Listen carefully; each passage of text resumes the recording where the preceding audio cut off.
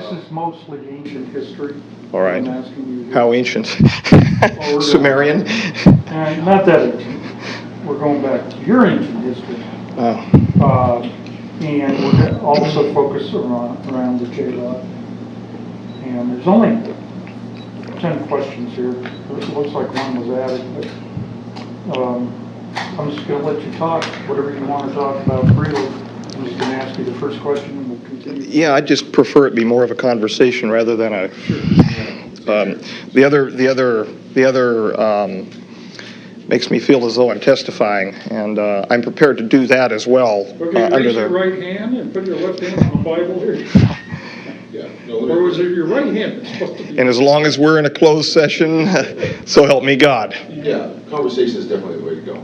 Yeah, I'm working on that subpoena. I've talked to a big-time attorney, and we're talking different things, and we can discuss that at a different time. Yeah, he's a great guy, too. He's a good guy.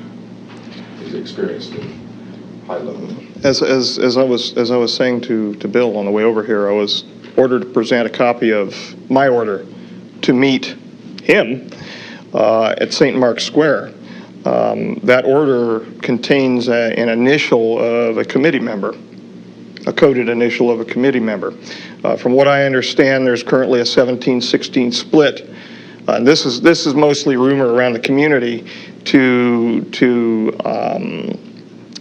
forward a public acclamation program having to do with the Majestic 12 and the overseeing committee, the old 5412, which is now basically called the Committee of the Majority, as far as I'm told. The questions are just to give us a little structure. Well, that's fine. Okay. That's fine. Well, that's interesting news. And if I say something or one of them says something, just answer, talk to me. That's fine. Keep going between you and Bill. The lights are cumbersome, but A that's little much? Okay. that's fine. All right. That's fine. That's fine. If you look closely, they're nice and red from looking through the scope all last night, so they can't get much worse.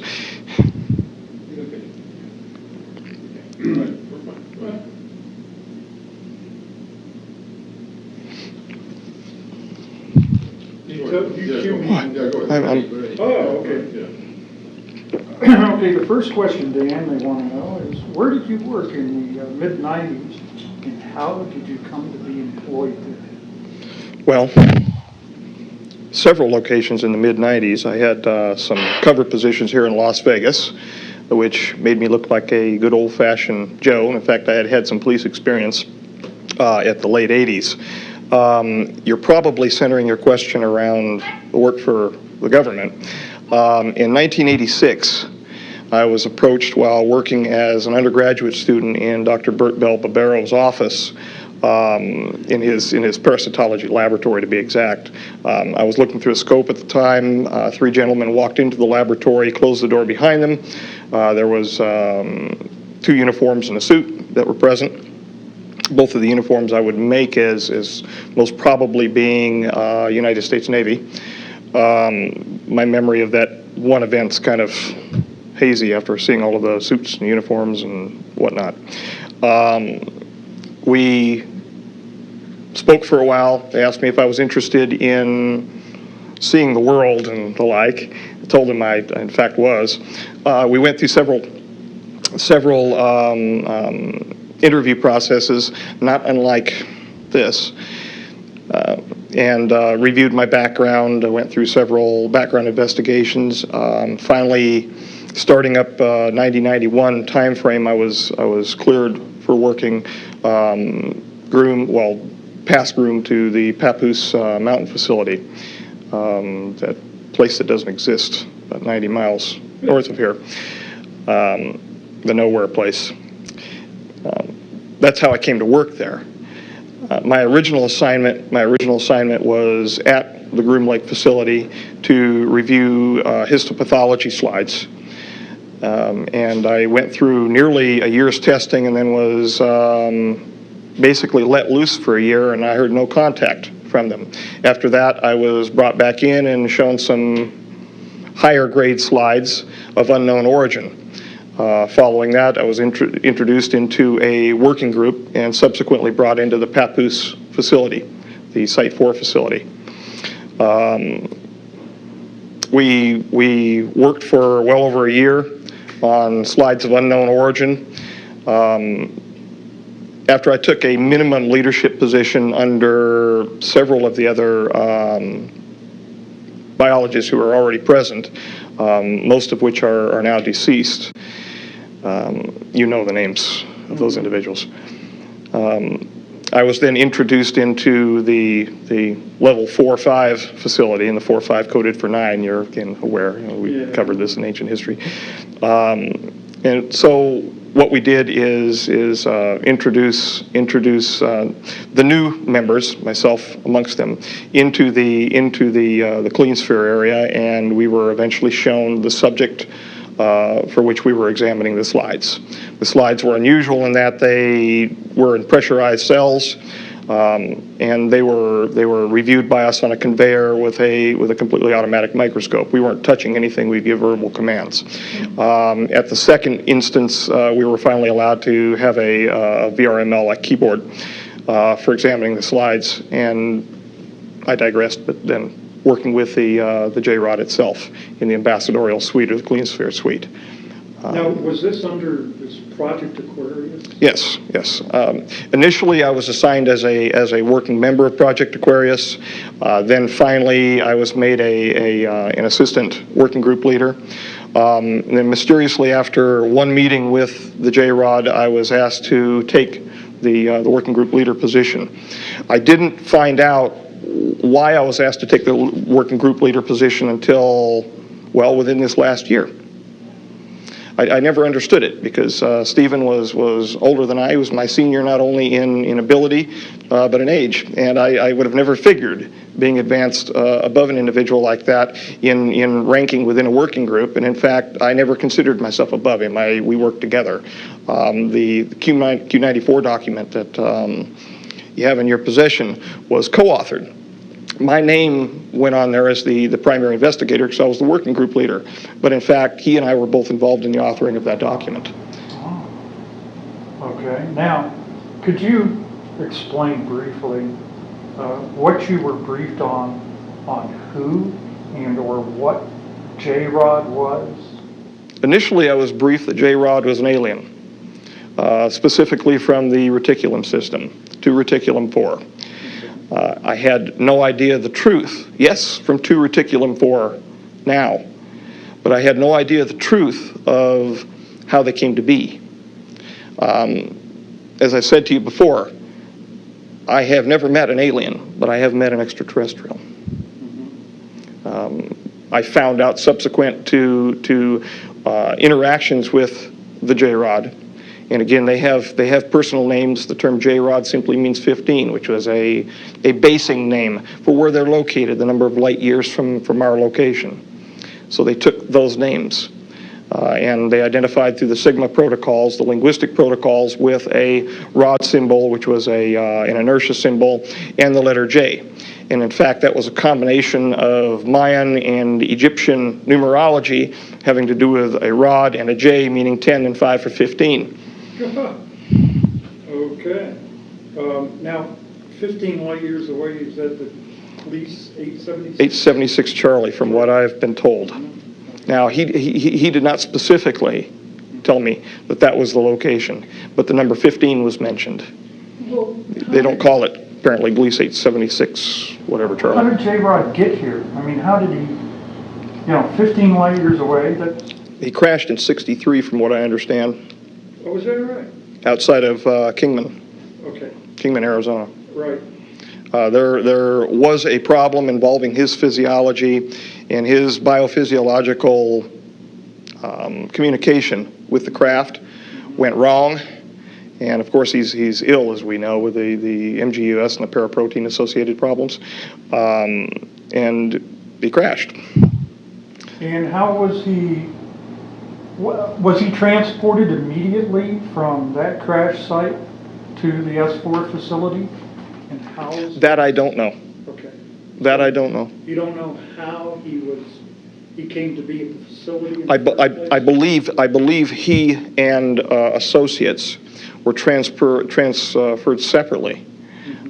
He to the originally to the Groom Lake facility, and an associate to, I believe, Los Alamos. Los Alamos. I have no independent verification of where the associate went, though.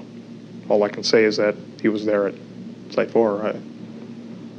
Now, you interacted with J-Rod. Was there a general procedure for this interaction? Well, there was not a general procedure. There was a very specific procedure. Very specific, okay. After we would be brought in with our helper biologists, there was controlling helper biologists, those in the gallery, and then the introduction specialist, which was myself on a number of occasions. We entered the clean sphere through a large series of protocols involving pressurization and compartmentalization, no pun intended, until finally we were pressurized in fully encapsulated a TEC, a TES, total encapsulated suit for entrance into the clean sphere. Once we were pressurized and entered into the clean sphere, well, I should digress. We had a medical evaluation and all of that first. But they ceased doing that after a couple medical evaluations. It was more just interested, let's get you in and get the work done. I would enter into the clean sphere, and I was not supposed to communicate with the J-Rod at all. I was not supposed to know his name. The reality is we were communicating from the time that I entered into the ambassadorial suite external to the clean sphere, talking back and forth freely. I could hear whatever he was projecting at me from thought, and he could very clearly hear what I was thinking. I say hear, meaning perceive. I was supposed to stand over by a hologram projection system, which was run as like a teleprompter system, over to my right, that would be run inside of the clean sphere glass. Hold my hand up and mimic certain signs. And it became a joke. It really did. It became a joke. Those folks who were watching from the gallery running the show thought that I was standing there and mimicking the signs, and this was the only communication underway. They perceived on the day that the approach, the close approach that he made, the grabbing incident that he did with me, they perceived that there was a communication that occurred. So I began getting questioned quite extensively whether or not he in fact was communicating with me, because he had promised not to, apparently, with the Sigma unit. I alluded to the fact that there was conversation underway, but I didn't talk about what it was until, of course, I was caught in my research protocol forwarding ideas that were somewhat different than what they expected, where they expected my private research was going to go, and this is much later. And at that time, the deal was brokered to find out about the doctrine for the convergent timeline paradox. I told them a little bit about what he showed me, a little bit, and they told me a little bit about the DCTP. Now that you brought that up, which implies travel through time as well Yes. as space, and you said that J-Rod was retrieved from a crash near Kingman. Was he at that time just traveling through space from the staging area, or? Yes. No? Yeah, okay. Yes. He wasn't doing any time traveling at that point? No, not as far as I'm aware. Okay. Not as far as he told me, no. Can you describe J-Rod to us, what he looked like and how he behaved? Yes. The gentleman with which I was associated was approximately 3.5 feet tall. He had a dark brown appearance, very ruddy appearance to his skin. He was in a highly pressurized clean sphere.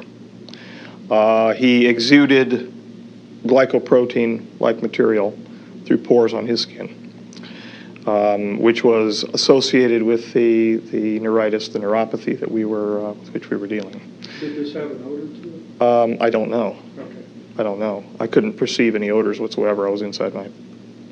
But I would imagine, but I have no data set to say what it would have smelled like. And in fact, there was nothing I read that indicated whether or not there was an odor. Why? I'm wondering. You've asked that before, and that's why I'm wondering. Well, yeah, I've heard about this secretion coming through the pores of the skin before, and there have been those who've had encounters who say they can smell an odor Okay. from the skin. All right. Where were we? You were describing 3.5 feet, large head in comparison to torso. So the ratio of the cranial to the torso area would be larger than in what we would call a modern human being. Large bulbous black eyes. The whites of the eyes had been selected out. So it looked like a large pupil, basically. When you look into his eyes, you feel like you're going to fall into his eyes forever. And I think that probably had something to do with the telepathic nature of his mental structure. Large arms, large length. 4 very thin, sinuous fingers. Nails, not as long as presented in some of the images that you've showed me in the past. The ones done by Tom Mack, was it? By Tom? Bill Hughes. Oh, yeah, that's it, the Puppet Master photos. I'm smiling because the Puppet Master leads me to other nicknames. But he was hunched over most of the time, could not support himself fully, given muscular atrophy. And that had to do with the peripheral neuropathy under which he was suffering. So he would grunt and move toward me almost in a flopping fashion. Feet were large in comparison to what we would, say our feet would be. He was unclothed 4. Yeah, he was unclothed, which bothered him. He wanted to wear clothing and was refused in every turn. Called himself captive, and justifiably so. His feet were unusual in that his the plantar area had a very large knob underneath what we would call our heel. His facial features were grotesque in comparison to what he showed me what normal would be. He was Normal of his type. yes, yes. He was bilaterally symmetrical to the extent that the disease process was not changing his facial features.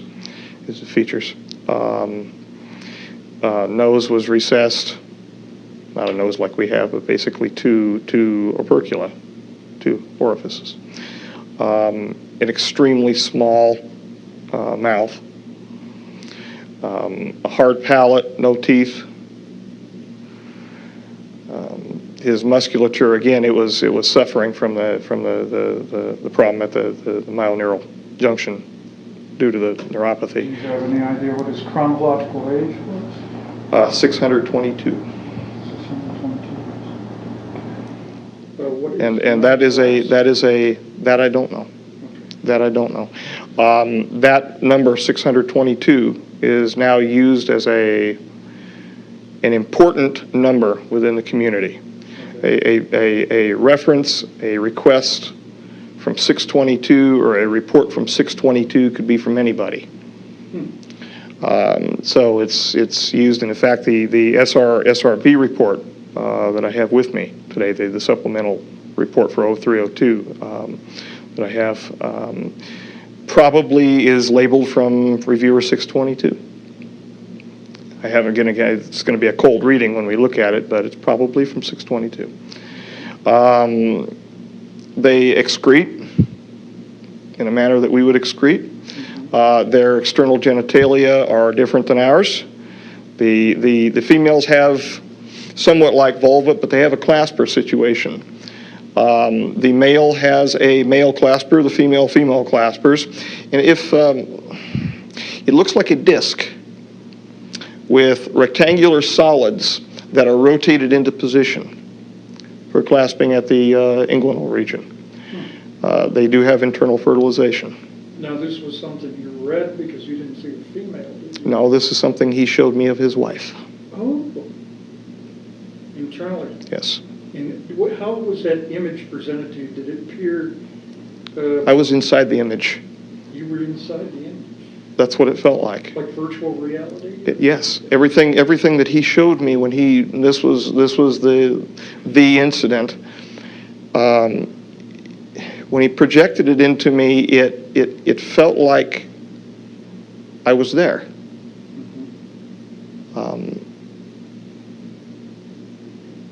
My sensations were heightened.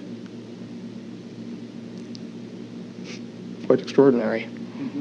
Was there a background perceived? Was she in a domicile of some sort? Again, excuse the pun, a gray surrounding, very, very dull, drab surrounding, almost like a concrete evacuation center, where you'd have evacuation zones underneath the hotels in case of a mass casualties or a mass disaster, where it was a very clinical environment. Huh. So, were you impressed that he was kind of depressed about his situation? He was extremely depressed. If we were to term him human, I'm not a psychologist, but I think he would be termed as clinically depressed. He wept, but he didn't weep outside. He wept when he was with me. Well, could you estimate what his level of intellect was? Smarter than me. He was smarter than me by a long range. Did he have a wide range of knowledge? The mathematics that he showed me blew my mind. Was that right? He showed me concurrently not only the equations for the rule of nines, but he also did so diagrammatically, and he did so with three-dimensional, like a VRML system, where I was watching cubes come together. So that if I was not understanding the script, I would understand it as a child learns group theory in mathematics. Highly evolved, highly intellectual, highly repressed emotionally. When I was with him, I felt great happiness to be with him, but I could feel his great sadness, not only because of what he wanted to become, what he knew he was by being present with us, but where he was and how he was being treated. He was not part of the group that has to be catered to involving the T9 treaty that was just signed. He wanted to help. He was willing. When I went in, for God's sakes, I took nearly 300 individualized aspiration samples from his neurological system. He would hold his arm out for me to take them. There was no pain medication, and whenever I would fire the introduction system to remove the sample, it was an aspirative avulsion system, he would cry, and then he would just stand there and look at me. There was a suction. Yes. Yeah. In fact, I would bring the sample after the initial removal from his tissues into the introduction system, and then approve it and move it from there to one of the helper biologists. Usually it was Robert, outside of the clean sphere, and then he would move it from there to be handled under our normal protocols. It was a level 5 past our the BMBL system. He'd just stand there and take it. So, do you feel the communication that he established with you when you were in contact with you. Could he extend this communication over any distance? 60 feet, 60 feet? definitely 60 feet. Okay. Because it was 60 feet from the center of the clean sphere to the introduction ramp going down into the ambassadorial suite. So at least 60 feet. So you don't feel like he's been in communication with you since that time? No. Okay. Was it selective in some way? Was it willfully selective on his part who he wanted to communicate? Yes. Yes. The folks that I'm sorry. The folks that wanted to find out what he was saying to me, they knew darn well that he was communicating with me after a while, because I was smiling. I couldn't help it, because we were actually joking back and forth. And you know, they didn't know. They didn't have any clue. They didn't have any clue what he was saying. So it had to have been selective. They certainly wouldn't have pressed me like they did after I woke up from the big attention scenario. I woke up outside of the clean sphere. I was drug out of there by Stephen. He finally got a secondary suit on and drugged me out of the clean sphere. No, they had no clue. They had no clue what he was saying. I'm sure of it. They were extra rough in removing my plug and my catheter and all of that business after I got out of the TES. Yeah. One of the things that I want to ask you now, departing slightly from this subject, we're going to ask this last question, then we're going to take a break, okay? And then we'll see where we go from there. But I'm smiling because I'm envisioning the lack of the lights. yeah, okay. But everybody's Yeah, don't like this at all. Why, and of course you're going to have to restate this again, why are you talking to us now? What is your intention in telling us about this, about your involvement? It's multifocal. It's multifocal. There's several reasons. The largest reason is not the most important reason.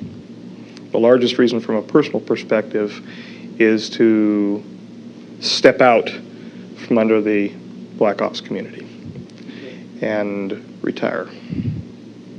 I'm ready. I told you before, I can see myself walking along a pond and not being bothered by anybody except for maybe a bird here or there, and taking a sample and just taking my time and looking at it for fun, for enjoyment. And you're worried about your health, right? Well, my health is degrading. There's no doubt about that. The heart disease that I have is in fact degrading my health. Time is coming.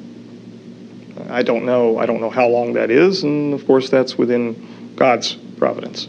So you'd like to maybe have some freedom, to have some Yes. time of your own? Yes. To go to Walden's Pond or something, right? Study the life. Disappear at Walden's Pond. Right. There are other reasons too. You know, without yelling the poor me scenario. Yes, people have a right to know. I mean, that's, you know, other folks have screamed that. Some of them I think real, some of them phony as a $3 bill. Yes, they have a right to know what is going on. They have a right to know because this is their future. Or maybe not. And it depends upon our wisdom or lack thereof. This gets me thinking. The one thing that we've heard from the Brookings Institution study, the famous clamp study, was this would cause a great social upheaval. It would destroy our social bonds, our religious bonds. And in fact, I know I'm digressing, but I ramble. Every time an individual is approached with the issue of, would this destroy your faith? I have heard, it's my experience only, I'm sure there are going to be varied opinions, no, it'd strengthen it. it'd strengthen it. From a certain perspective, yes. From another perspective, no. The Brookings Institution was correct on a certain level. Suspend disbelief for a moment and walk with the idea that this is real. That the ruins that are present on the moon and on Mars, the ancient temples, were in fact, and are in fact, the gifts of our own progeny.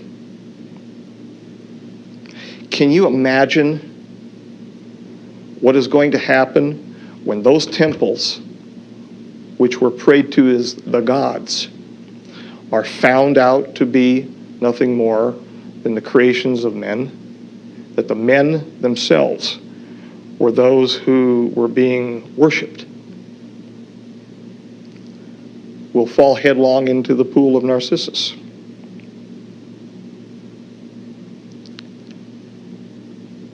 And maybe that's a good thing. Maybe that's a good thing. Maybe we'll find truth, love, God, in something other than buildings and stones and marble. Maybe we'll find out who he really is. Or she, it, or just us. Do you want to take a break? Please. Take 5 minutes, yeah. Okay, great. Take 5 minutes and talk about what we just talked about. Yeah.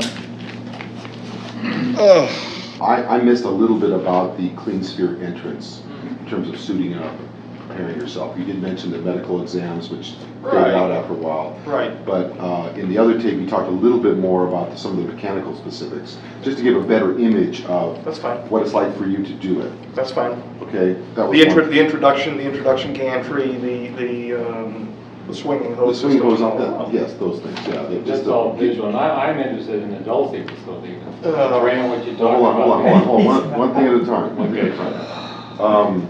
The other thing is We can wait. that might be pertinent to what you just did, what you just spoke about, was what you were looking at slide-wise prior to knowing what the unknown origin material was, what its origin was. Sure. You know, just what was you were looking at. All right. Without revealing. You want me to get into the microbial? Okay. Well, maybe just a general statement of what that was, All right. what you thought you were looking at. Just to give us a little bit. No, that's a good one. You know, I had no clue, and in fact, they brought in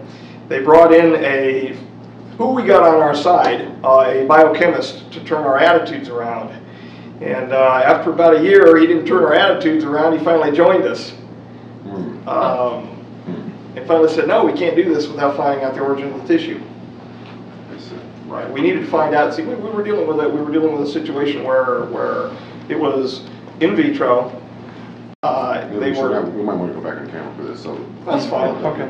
And the other thing that I think you made a very good statement about why you're doing this. I'm wondering if there's anything else we can do for you, anything else you can say that is of value to you that we can record for you, as far as what you hope to, how you hope to get out, what it is about. I mean, you said it's your health and a number of other things.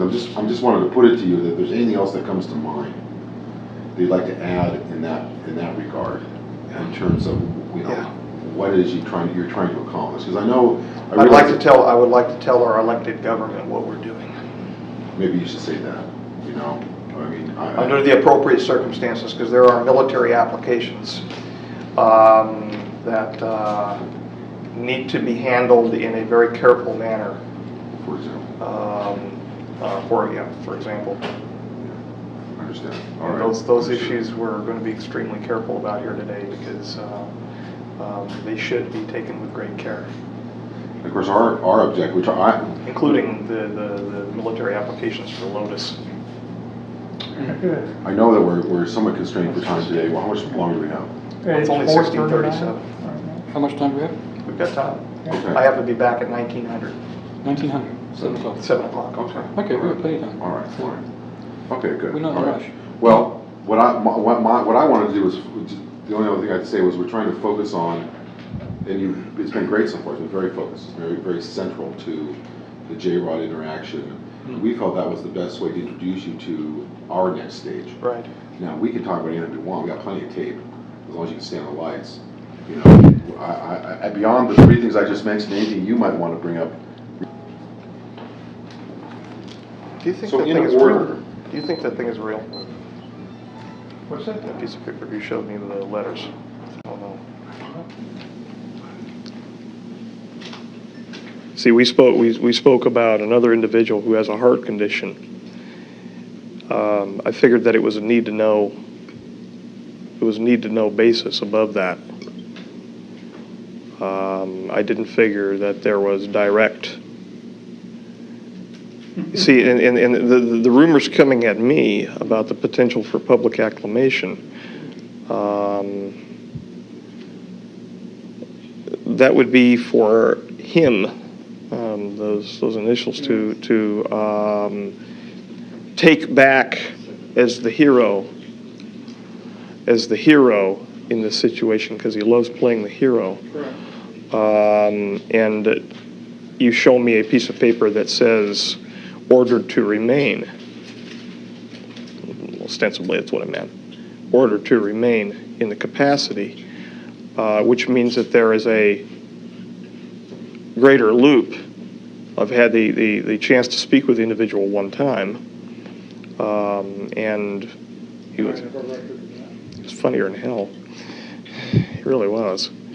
I heard that there was a transcript involving that got out.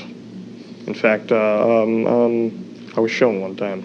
The first meeting, the one where I bolted, the one where you scared the hell out of me, not as much as you did today, but in a little more relaxed circumstance. I infer their use, and I've seen this elsewhere, of the word burn refers to EBE. Mm-hmm. I infer their use of the word clock refers to the timeline paradox. Mm-hmm. I would buy that. Before we, let's talk a little bit about the things we just discussed. What was it that you thought you were looking at when you were looking at these slides of material of unknown origin? Well, we were prior to meeting J-Rod. we were looking at extremely minute microglial cells. We knew that they were eukaryotic. However, they were unusual in the sense that their cytoplasm and their internal organization, the organelle structures were fused, such as dictyosomes to mitochondria, things like that. And we had no idea what we were looking at. The original contention made by the individuals next to me was that we were looking at some type of biological warfare material, an intermediate, and they had more experience. They have more experience than me involving such matters. So, and being that I was new, I was letting them take the lead. That's great. Now, let's talk a little bit. The second one was, tell us a little bit more in detail about the physical aspects of preparing for an entry into the sphere. Fine. Well, we would undergo a medical examination, at least during the early time frame of the introductions, the 92 time frame, 91 to 92, when we were doing introductions. We had regular systematic medicals by a physician. Following that, we would be suited, well, we would be catheterized, plugged, and suited. Communication apparatus was placed on our heads. We had a cooling system set up. It was, for all intents and purposes, it was a spacesuit. It was a total encapsulated suit, something like what you would find in a NASA facility. Not so much something that you would see, well, for instance, at USAMRIID or CDC, that type of level 4 suit. It was more of a regular space-type suit with joints. We were suited up, we were pressurized, and then walked with our cooling system and our hosing down a ramp into the ambassadorial suite. Following that, we were led up a gantry-way, which had been moved into position by the clean sphere, which had been previously rotated up through an iris through the floor. He was held actually below the ambassadorial suite level, and that was raised up as needed. What they did with him down there, he didn't say, and they didn't tell me. It was not a need-to-know issue. Apparently, they dealt with the cleaning of the sphere and all of that down there. The regular housed animal maintenance, as they treated him. We would be led up the gantry-way. The hoses would be hooked into an interior system inside the doorway, which was exterior to the clean sphere. And it was called the exterior system, in fact. But then we would be led in. The door would be closed, and we would be pressurized inside of the gantry-way. Following that, there was a drum system that was set up. Once there was an equal pressurization between the gantry-way and the clean sphere, we would then be told to proceed forward. I would raise a hand in acknowledgement. We were not supposed to talk at the time at all because nothing verbal around the specimen, around the J-rod. Why, I was never told, but we were not supposed to talk around the J-rod. I moved the drum system and re-hooked a secondary set of hosing inside the clean sphere, checked the pressurization, and once that was done, the door to the clean sphere would be closed behind me, and I would presume that the pressurization remained the same in the gantry-way. Following that, I would do my business inside of the clean sphere involving contacting the J-rod and removing the samples. And what was the reason you were removing samples? We were removing samples to attempt a treatment, a full diagnosis and a treatment for a paraprotein-related monoclonal gammopathy of uncertain significance type disorder, which had various attributes to it, among which were a cocaine type presence to the J-rod, cocaine syndrome type presence, and certain genetic issues involving chromosome 5 and 17, which led us to Charcot-Marie tooth disorder, and their glycoprotein, their antifreeze glycoprotein problems. They were essentially they were losing heat because of the problems at their axillemal ridges. They were not transmitting the energy, something like a dystrophy. And when the action potential goes down a nerve, well, their action potentials were dying at the synapse. They were also losing energy because there was a demyelination process underway. Mm-hmm. That demyelination process was, since the Q94 document, was tied to a CMT1A-like problem, the Charcot-Marie tooth problem called PMP22, which is a protein number 22, which an overexpression of that gene causes a greater demyelination. We tied that to the demyelination issue involving the promoters for the PMP22. Those promoters, there's two promoters for it, were selectively deselected with the use of TFOs, or triplex-forming oligonucleotides. It's essentially an ssDNA vector expression system that we're using. Oops. Doesn't that... You're staring at me, Bill. I'm sorry. Bill, one thing. When you're speaking, when you don't sort of make any noises, just nod. That's good. When I'm not. Sometimes you're going, ooh, R-E. That's Okay. Just keep used to nodding. Great. It's all we've been doing is nodding. I shouldn't.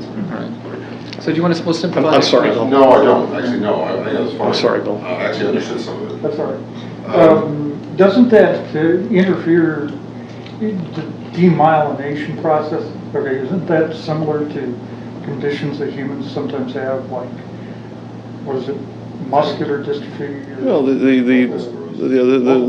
yeah, except for he wasn't forming plaques.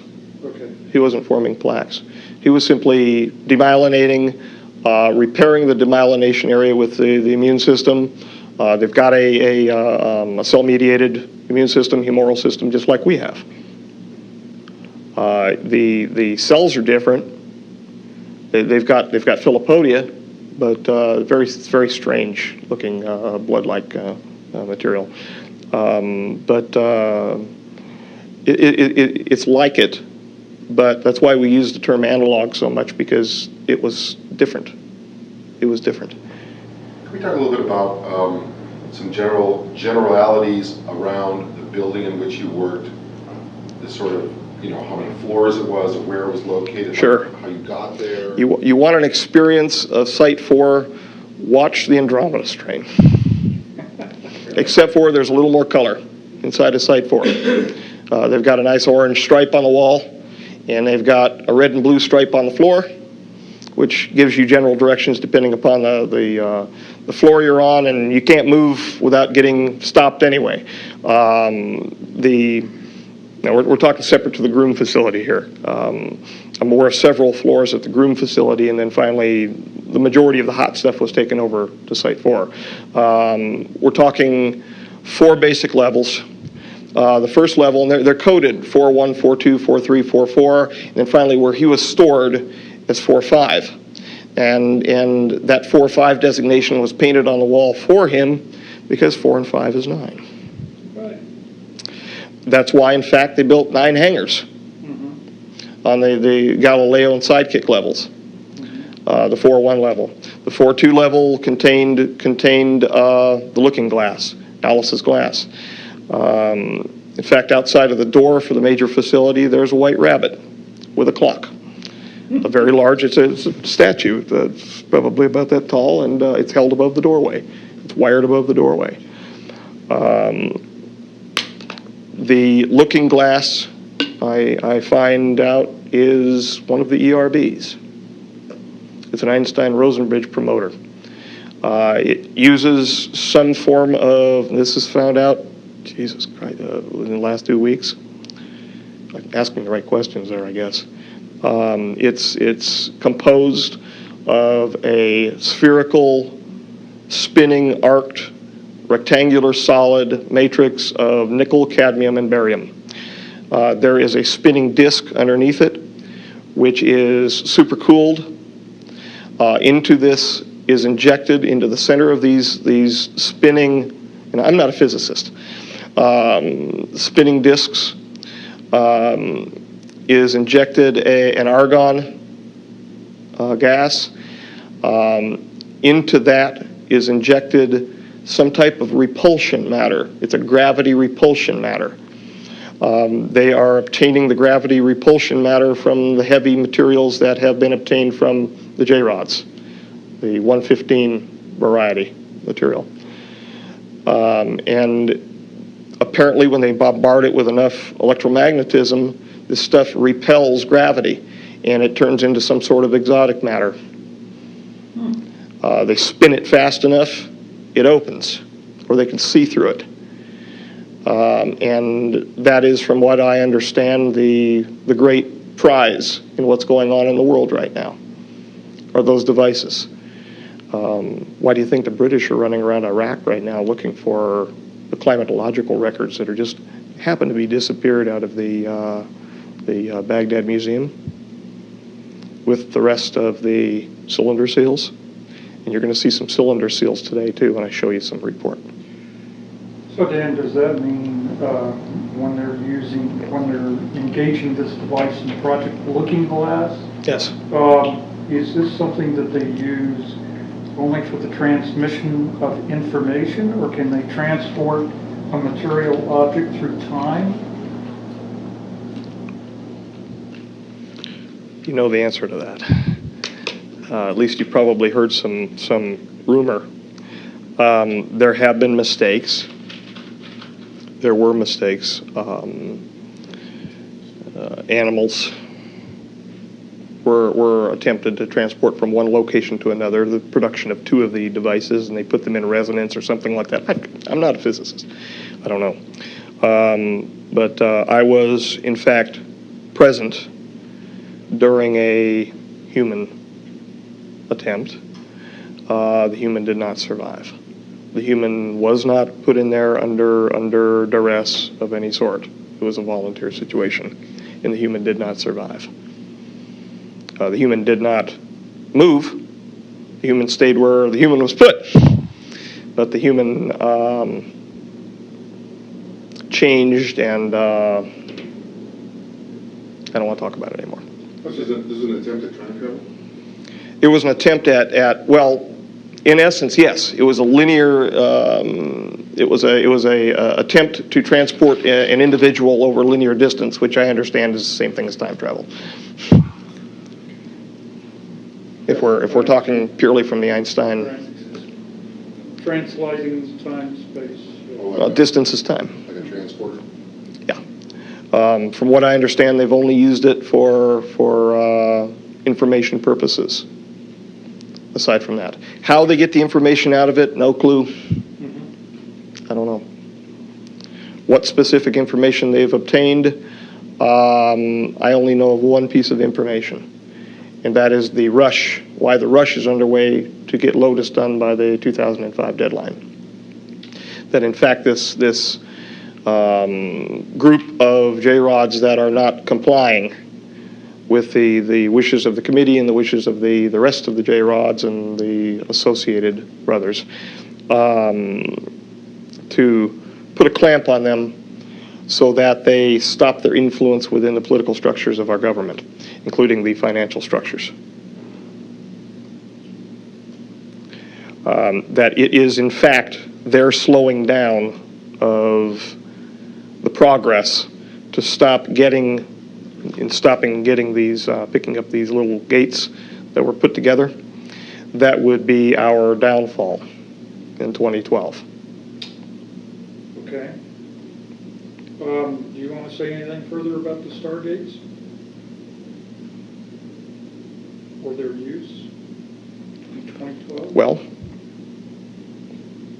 Before we go Bill? there, let's finish up our third objective when we turn the lights back on. what can one do for me? Yes, exactly. I would be very happy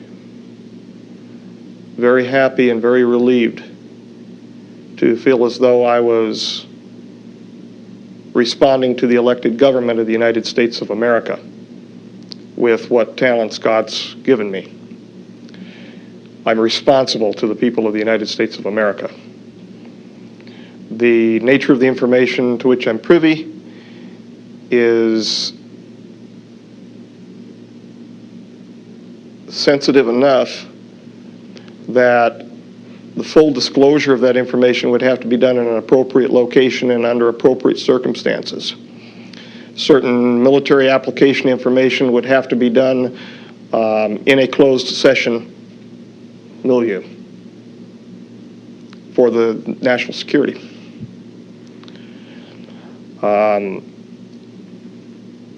As I said to you at the Luxor, the Congress knows it's not in control. They know that this is a wild train out of control. And they want that control back. They're not stupid. They know that there are things that are going on down the hall from them that they can't fathom. They deserve to have that back in their hands because that's what they were elected to do. And if we care at all about what's left of our Constitution, they deserve to have that in their hands. Aren't we the masters of our destiny in our country? Aren't we supposed to be? Yes, sir. Supposed to be. Okay, yeah, let's break for a minute. And, you have a question, more questions, Jordan? I want you to do their question. Yeah, okay. Sure. Do you want a break or do you want How you doing? Let's go. Go ahead. Good. This is more to do with I hate these lights, but I'm Just a little bit longer. You want something new? I expect, no, that's fine. I expected the largest light I would have would be a CRT. I was comfortable with that, too. I'm quite interested in if you could describe for me sort of what it was like when you were first introduced to J-Rod. When you actually sort of walked in, presumably that he was in the clean sphere and you were kind of taken into that sort of part of the facility. What was your reaction when you first saw him? I thought it was an insect. Sorry. That's fine. We lost the line. We'll take a break. Let's take a break. Stretch. Wellington, I went to Dover Grammar School for Boys, Oh, really? on the hill over Dover. 4 years, right? Yeah, indeed. We were right above Dover College, and they had all the girls down at Dover College. Right. Was it a boys' school, I take it? Yes. Yeah, like Yeah. Wellington. We were not allowed to communicate with the females in the village. We had Grandmaster, Headmaster Coleman. That's right. We called him the master, actually. Yes. We called him headmaster there. Didn't want to call him anything else. He had a cane. I ran away, actually. Good man. Yeah, really. Had enough of that rubbish. Okay, so it's back to that question. Let me just rephrase it for you. Can you describe in detail the first time, what it was like to meet this being for the first time? My original feeling was I was looking at a giant insect. It's the best I can, just off the cuff. It looked like a giant insect, being dark brown and hunched in a corner, very insectoid in appearance. It almost looked like it had an exoskeleton. I felt afraid inside because I was always told that monsters weren't real.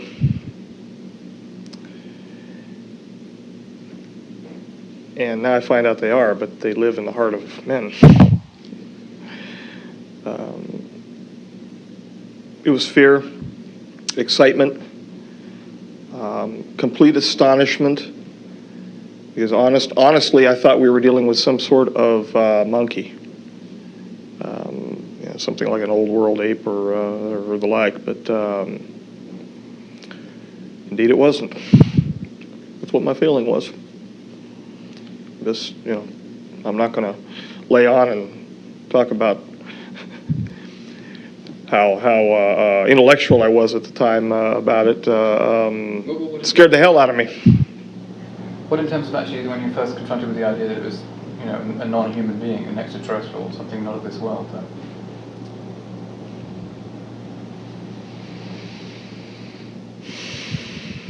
I'm trying to remember what I was feeling when I was looking at the briefing books. Because even when we were first introduced to the J-Rod, they were him-hawing around as to its origin, his origin.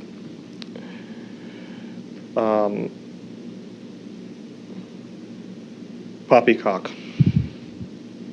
I didn't believe it initially. I didn't believe it. However, deep inside, I held open the possibility, because of what happened to me earlier in my life. I held open the possibility that such things could be true.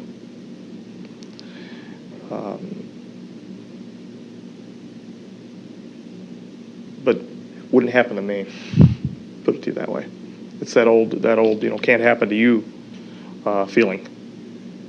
So to me, it was poppycock, it was rubbish, until I found out otherwise. Before we go on to the next question, will you talk a little bit about the briefing books? That series? Sure. They were called King Tuts, and they were basically King.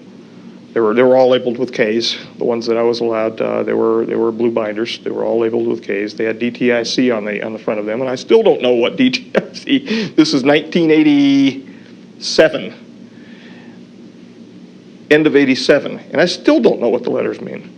I haven't done independent searches on the net, or I would be.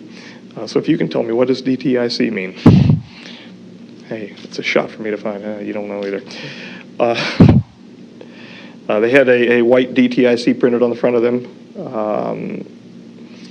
They were marked with several sections, including physiology, general biology, social structure, political structure of the J-rods, their origins, potential implications for interactions with humankind, cross-contamination issues. They were full of as much information that I could take in during the times that they were allowing me to read them. But I still don't know what that damn DIT or DTIC means. Yeah, they were called King Tuts. They were update books. The one person, this is another reason why I didn't figure that, how Stephen how I could be promoted to a working group leader above Stephen. Of course, I found out, and I told you why. Right. At the time, because he kept the updates. He made sure that all of the King Tuts were updated. He did the briefing films that are still resident at Site 4, or at least the last visit. So, you know, the man of that importance, I couldn't figure out why. But again, that's moot now. I mean, what was actually in these briefing documents? I mean, can you explain a little bit of the detail? Sure. Close-knit, very well-ordered society, one which is numerologically based, one which speaks to others that were called brothers, that I now find out are those who left on a spiritual path to another location, to the famed Duat of Orion, the Epsilon Orionis area. Head-to-toe physiology, including real autopsy photographs, not the Santilli kind, but the real autopsy photographs. He can't sue me for that, I hope. He won't raise his head probably, but that was disgusting. The Brookings Institute paper was present, as well as several position papers clarifying the Brookings Institute. However, each of these that I was allowed into, they had separate folders and they had separate clips within them inside these 3-ring binders. And I was told which numbers I was allowed to open up. And they were given to me on a card, and those are the ones that I was allowed to review during the times that I was allowed to review them. Most of the stuff, I mean, they had everything from military applications, the physics of the craft, and I couldn't have cared less. I was more interested in taking in the biology issues. Just doesn't interest me. Aside from the fact, from the biophysiological interface between the hand, mind, and the craft, because they have on their hands a number of pads, and there are open nerves which are protected by various glycoproteins, and those glycoproteins are selectively pushed forward or sucked back via capillary action, or they can be through an active fashion pulled back, and it kind of pulls a viscous sheath back and allows the J-rod to have direct interface with the craft. That interested me, although most of it at the time, and still some of it now, I have no understanding of. A lot of it has to do with electronics that I don't pretend to understand. I was most interested in looking at issues involving their histology, histopathology issues, including some autopsy photographs that showed disease processes which were naturally occurring within them, isolations of viral material, to include the protocols for new protocols which were being written as they're working, which is what we're doing. Which is really what we're doing. We're writing new protocols, new procedures as we're working forward. I mean, all of the old standbys are there, everything from electrophoresis to, you know what, to anything. But we're writing new protocols as we're going, because this is not new territory. This is, pardon the pun, alien territory. How many beings have we had to work with? I only met one. I am aware of possibly 3. From the reading, and at that time, again, I was so stunned by what I was doing. A lot of it was getting by me. When I read the word extraterrestrial, I tunnel visioned, and when I finally believed and understood that it was in fact an extraterrestrial, numb.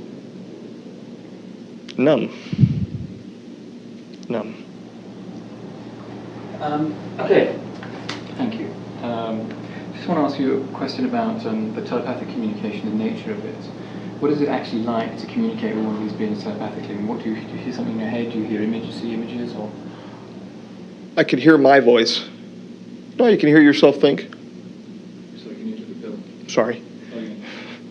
Habit, looking at the people that are. I could hear my voice. However, the cadence, the affect was something that distinguished it other than me. It was no great booming voice from the heavens or anything like that, and I'm glad I do not have a proclivity to hear voices in my head, and have heard none since. But people could probably challenge that. But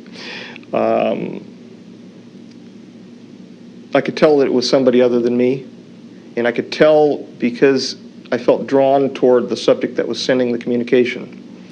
When the J-Rod spoke with me, prior to the bombardment of the images, it was something that was part of me, but not part of me.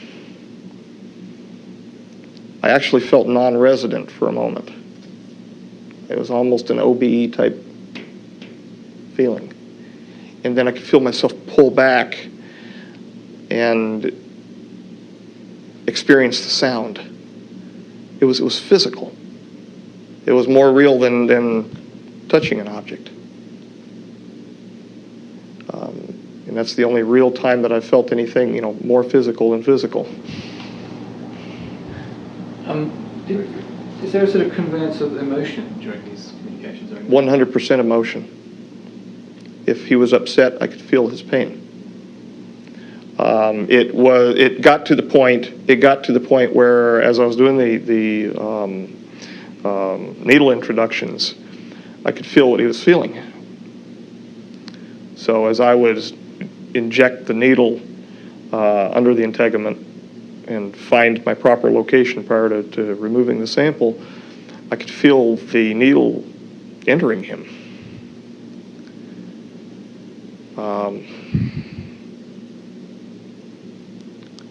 So I could feel his feelings.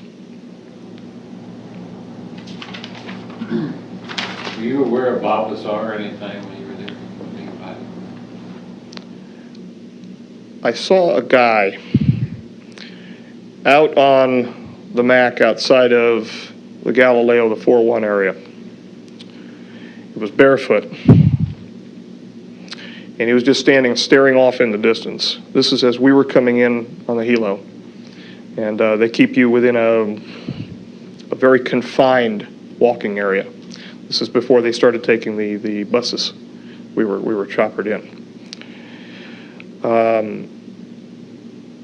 When I saw him subsequent to that, when he did the famous nap videos, could have been. It could have been. And this was early on. This was. I can't prove it. Okay, and I could not positively identify that being Bob. I am aware of his name being mentioned up there, and it was associated with the term bottle washer, which means an engineer, but not a working group leader or anything of the kind. They would have said a DIR or a for director or a geek. I was called a geek, but his name was mentioned. I heard the name Lazar. I didn't hear Bob. I heard Lazar, and it was not Laser. It was definitely Lazar that I heard. But I never had interaction with him or, in fact, anyone else from Galileo, Sidekick, or Avionics. How successful were you in assisting this being medically? Temporary assistance, temporary relief of pain, temporary meaning weeks, temporary adjustment of muscle tone, and then flat out nothing. He got worse. the exacerbation, it got out of control again on him. Since then, there have been, and I'm not certain if he's resident there or not now, there has been a progress, we'll just say progress, involving what I was yammering on earlier about the Charcot-Marie-Tooth disease, the CMT1A. Their DNA is triplex. And it's not triplex in the way that you would think of a number 3 helix wrapping around the major groove between the 1 and 2 Watson Cricks, the duplex DNA. Their DNA is triplex to the extent that there are what we nicknamed hangers. They look like they're rosettes. The DNAs look like rosettes. They're triplex and then they're braided. It's a supercoiled DNA situation. And we had difficulty even doing anything, let alone anything like a single step markers or anything like that. We had difficulty even sequencing the DNA. Our long interspersed elements are genes which have been shut off, that when combined with the appropriate Hoogsteen base pair milieu, produce a different being, what we were before they made a mistake, a grave mistake. That leads us to our next question, doesn't it? Where they're from and What we can do the treaty. They're from here. the treaty thing, yeah. Oh, Yeah, you sort of mentioned this exchange. There was an exchange going. there's been exchanges going on for since they spoke with us in 41. What's the nature of this exchange? They wish to find a resolution to the broken resonance between they and the other half of they, the so-called Orions and the Reticulans. They also wish to, for fear of extinction, have a relief of the paraprotein-related problem. And speaking about that just for a moment, we found out that some of the disease process under which they're fighting is a PNA. It's a peptide nucleic acid. I don't know if you're, a protein-associated background nucleic acid. And that protein-associated background is a prion, which goes to one of the things that they wanted me to do at Sweetness. Very dangerous, very dangerous. But the exchange process is to solve the problem to prevent what went wrong in 2012. And the rogue, if you will, group of the J-Rods are not cooperating with that. But a deal has been brokered for the T9 treaty to be held in abeyance until 2005. When that treaty is upped in 2005, once they receive what they've asked for, and they should be receiving a little more, and I've already mentioned some of that material that they're not aware of yet, the PNA material and some of the things that we can do with the oligonucleotides to possibly help facilitate their problems. But once that's upped, they are supposed to come under the auspices of the general agreement between the Committee of the Majority and their respective societies. If so, nothing will get turned on aside from what nature and God is providing us in 2012, and we won't separate. However, they will remain as they are, their future selves as well. They will remain as they are, and we will remain as we are. We can't go back. That's just something that's impossible as far as what they can tell, meaning what the looking glass people and the people that are overseeing the star issue, star flower and the ERBs and all of that, the Einstein-Rosen bridges. Can you explain what the fuck you're talking about? Somewhat. I kind of get it because I've been watching your tapes and stuff, but it's so compacted, what you just said is so compacted in your own. I'm sorry. That's okay. No, I'm just saying, let's stretch it out a little bit. We might want to begin by being specific. It sounded like you were talking more about what they were going to get in this exchange, and we're kind of curious as to what are we going to get in this exchange? Well, we're going to get not wiped out. Okay, what's the problem we're trying to solve vis-a-vis getting wiped out? The biggest problem is to make sure that I'm supposed to look at you. Yeah, I know. Sorry. The biggest problem is to make sure that there are no human-created ERB Stargates? machines. Machines? Yeah, I mean, that sounds science fiction-ish, I know. okay, and you know, it's hokey sounding, okay? To make sure that there are none of them in existence which can automatically turn on when the next age begins on December 21st, 2012. We are apparently going to cross over the plane of the galaxy, which there is a dense network of wormholes. There's supposed to be some sort of enlightenment, whether or not that's the Christ event, or whether that's a burp on a Sunday morning. I don't know what that's going to be. I'm not enough of a scholar that area to figure that out, to know. I do know that failure would result in too much energy being directed at our planet from our star. And hence my interest in looking at the pretty pictures about the sun, the corona of the sun. It's the pace at which these unusual forms are being produced is increasing. Are we entering an area as we approach this equatorial plane of the galaxy? Okay. Are we entering an area where there is a greater concentration of dust that can So I've heard. surround the sun? So I've heard. Okay.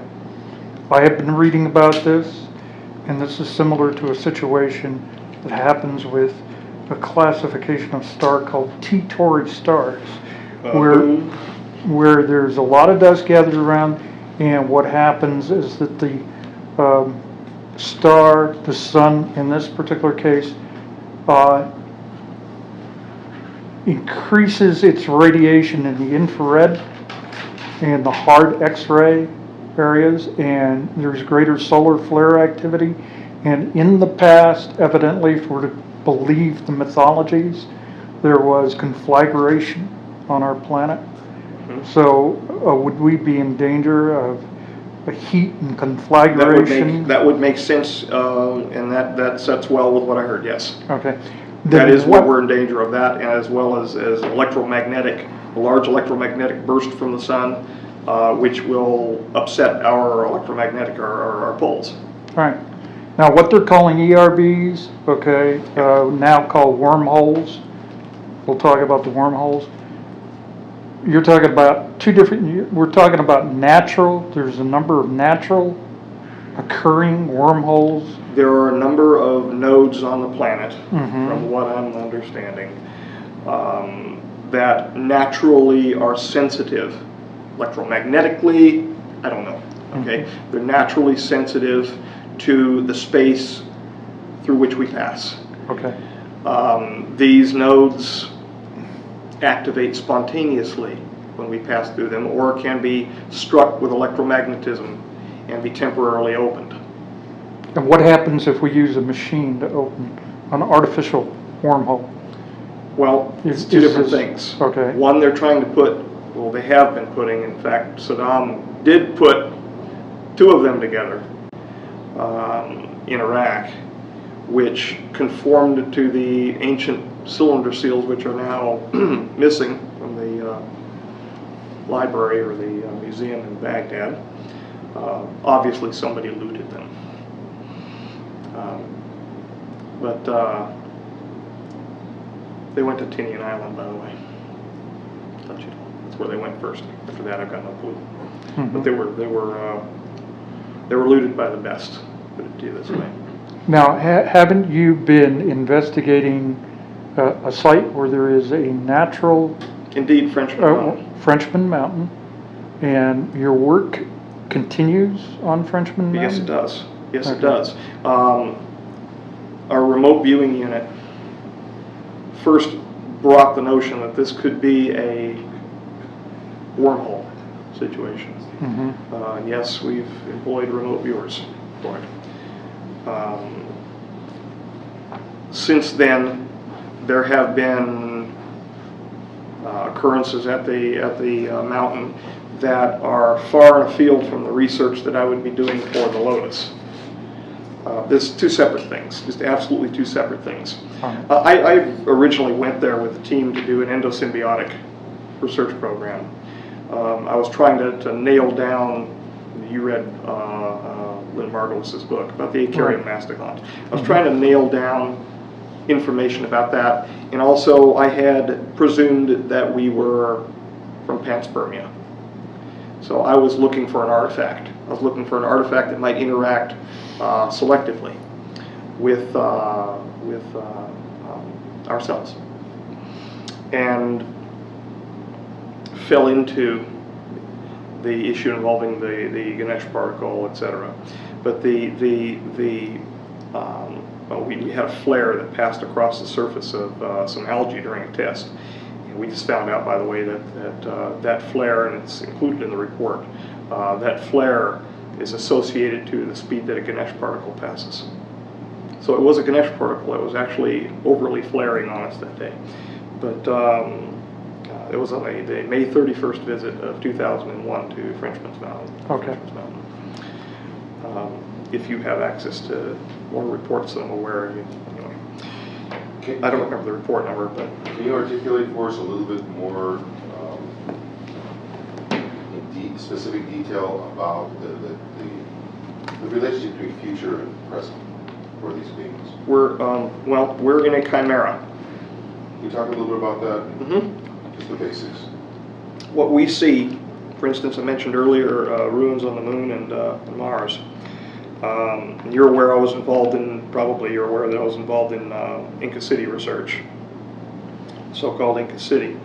That's because the J-Rod showed me that as an image, but didn't show me that as an image of a dead city, showed me that as the image of a future city, a living, breathing society, post-damage here, post-catastrophe.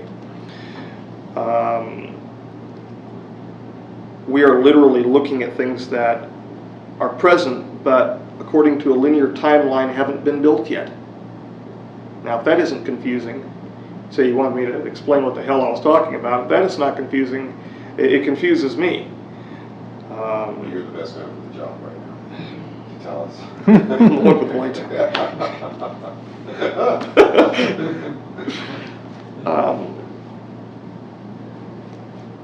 According to the doctrine of the convergent timeline paradox, the J-rods, to solve their paraprotein problem, used these ERBs to go back in time. And some of them were worshipped. They were treated as gods, and temples were built for them, and et cetera, et cetera.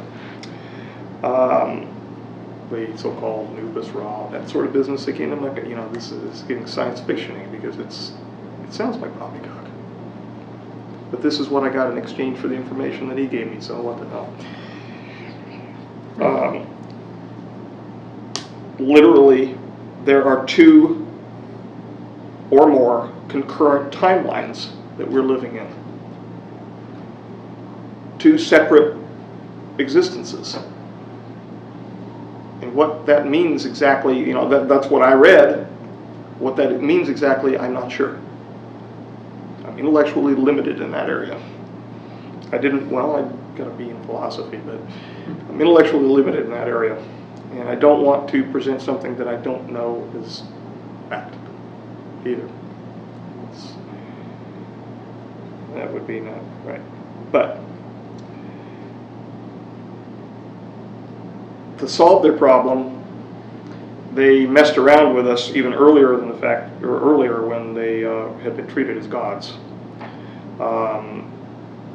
They went back, treated as gods, went back before.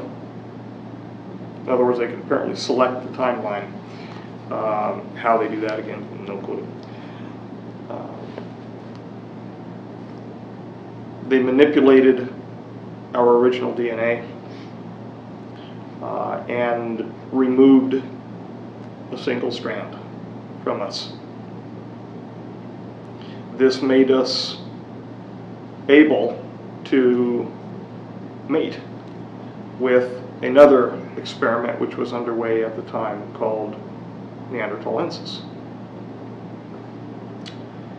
And yes, I know there is no genetic evidence concerning the mating between the Neanderthals and the other brand, if you will, of our kind.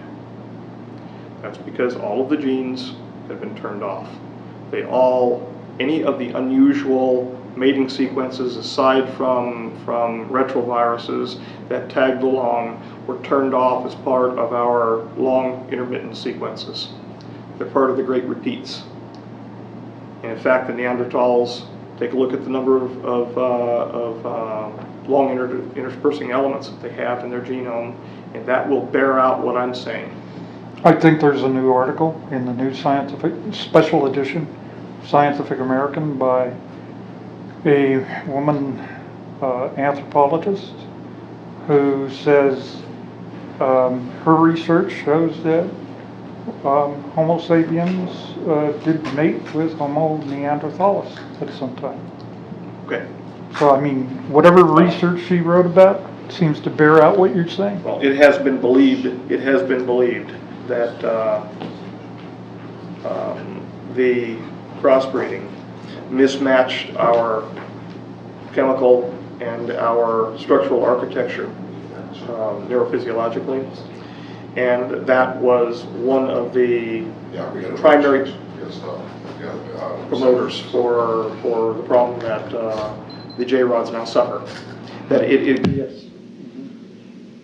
But I had my security group present in case right. it wasn't.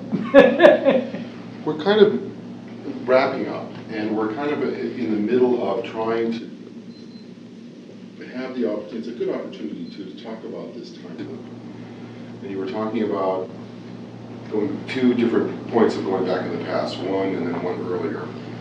And what we haven't gotten to yet, though, is sort of a general description of what we're talking about here, in general terms. What the doctrine is. Right. This is ostensibly for the public. It's the paradox of killing your grandfather. It's the paradox of killing your grandfather. If you kill your grandfather, do you cease to exist? Now, Michio Kaku, from what I can glean from his work, would say no. Would say no. It would cause 2 separate universes, 2 separate time streams. But in accordance with the doctrine that I read, his theory doesn't take into account that those 2 time streams could occur simultaneously. That the reality could be mixed, which is why there are so many confusing data sets involving everything from fossil finds to strata. Why there are so many conundrums involving the speed of planetary formation. There was a recent thing out that I had read about a planet being formed in a very short period of time, much shorter than what they had accounted for the accretion theory. And the way that it came through to me was it was a Keystone DCTP flyer, because I'm in on some of the loop, no pun intended, that these things are happening simultaneously. That a planet can form at one rate, and the reality can mix such that we can perceive it having formed at a separate rate. And go back and look at it another time and have another perception, because the realities are actually mixed. And they're also now saying that the Earth appears to be older than they thought it was. Mm-hmm. And its age, I have no clue. One would have to ask the Almighty. You could look at something, are you saying that you could look at something one day and measure it, and look at it the next day, and the measurements can be different because a different timeline is then come into play? Yeah. And biologists, chemists, well, natural philosophers call that error.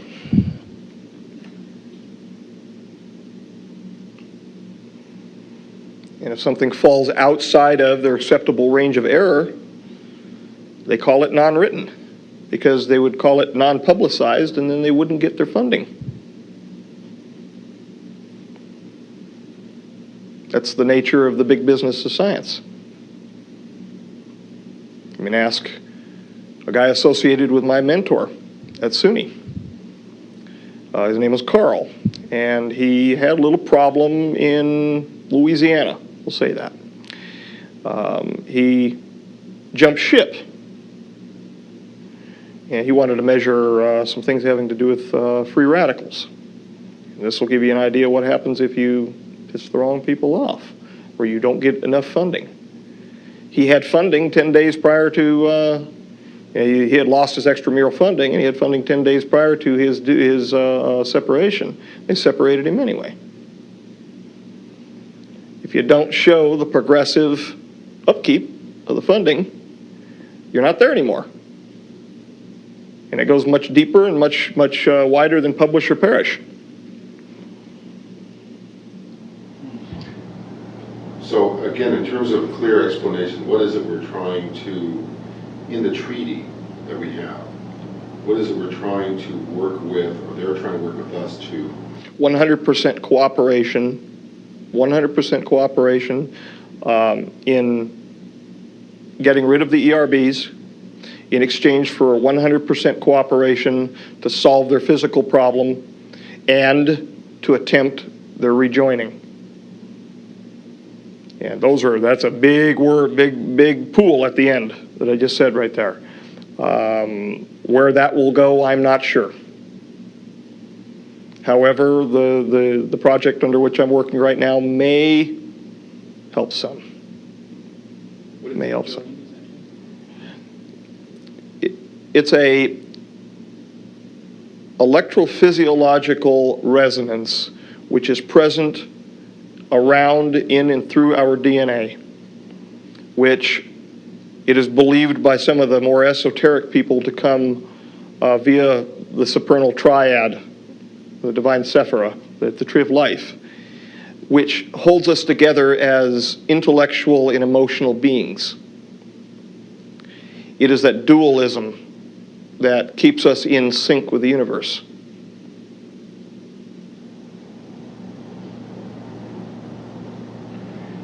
Could you say a little bit about your sort of current conditions and where you're working now? Anything on that, sort of what's going on with you at the moment, work-wise? Well, as in environmental, my environment, I am in an environment of I'm not going to get personal with the issues here. I'm in an apartment environment. There are children around me, which is wonderful.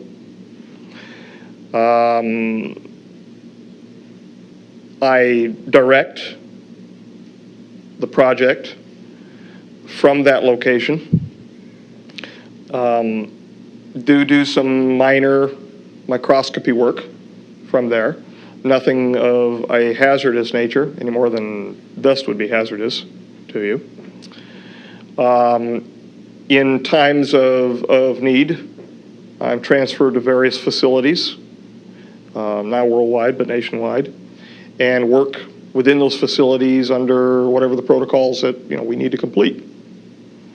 Those facilities are as wide-ranging as Dulce, the Shady Rest, Site 4, the Groom Lake facility, Brookhaven, the Los Alamos area, the T5 section proper,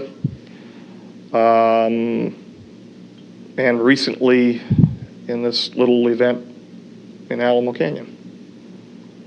So I had to show, as well as give testimony, I had to show some evidence when I was there to a mirror. They were sitting on the other side of the mirror, so I hear. As God is my witness, there maybe wasn't anybody on the other side of that damn mirror. But they told me they were. Demonstrate results. Demonstrate data, yes. Show data sets relative, Project Lotus, and the 3 portions of it which are simultaneously underway. So you've been involved in this exclusively for 20 years, 15 years? Since '86. Well, I played with local jobs around town. Right. You had an environmental company, right? Kane Environmental or something? Yeah, that's when I was carrying the name Crane. But you're pretty much exclusively engaged in a project which is fundamentally tied to the future of our species. It is. It is, fundamentally. This project, without getting too deep into it, I've been accused of rambling by people before about it, but without getting too deep into it, this project is an all-encompassing attempt to grab for the brass ring and making sure that that brass ring is not the fruit of the tree of life. I'll grab just until we get to that point. But aside from that, I'm not going to try to barge my way into past the East Gate of Eden. The people who do that get hurt, at least so I've heard. And you're bridging what we have traditionally called physics and metaphysics, it sounds like, into one continuum. Because some of the things you're talking about are what are tied to what Well, indeed. physics refers to. Indeed. And not even just pop metaphysics, but the ancient esoteric sciences.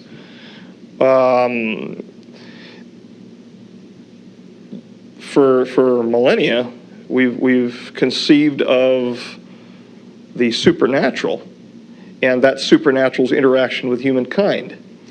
What we are seeing in this project is that it's not so much supernatural, it's natural, and it's been there with us all along, and we just haven't taken the time to look.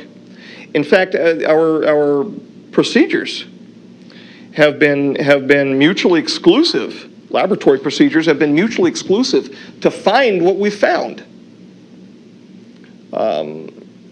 They would destroy or mask over the process that we're now beholding.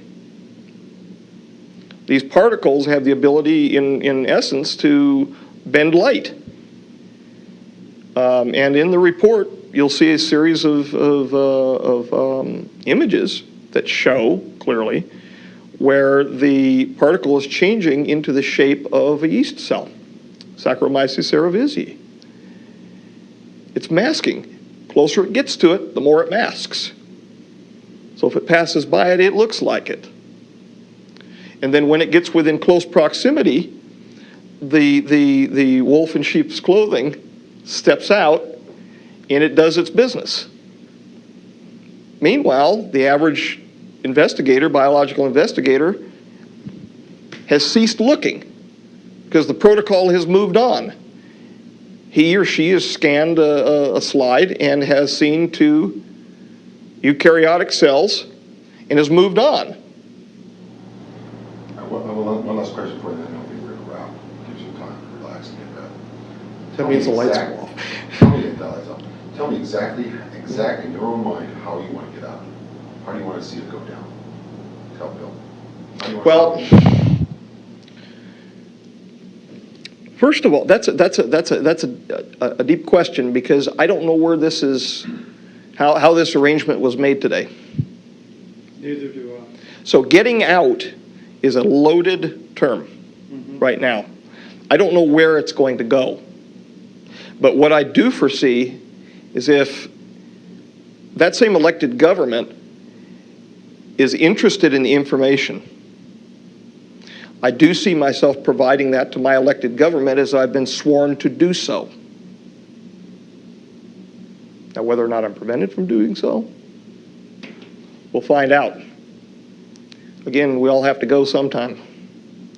But I see that as the logical step, because once the information is presented to the elected government, and once I am no longer officially held, and it's not just the information involving the Lotus, there are military applications associated with it as well.